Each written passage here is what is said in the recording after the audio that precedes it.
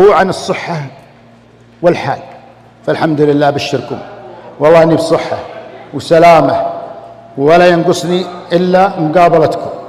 والأسر يا أخوان يختلف عن السجن، أنت عند عدو ولكن السجن فيه تهذيب إصلاح للنفس، لكن السجن يختلف.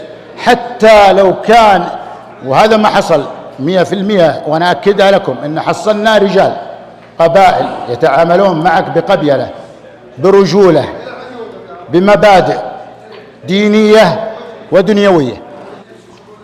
إني لم أؤسر، وهذه أهم حاجة، والله العظيم إني لم أؤسر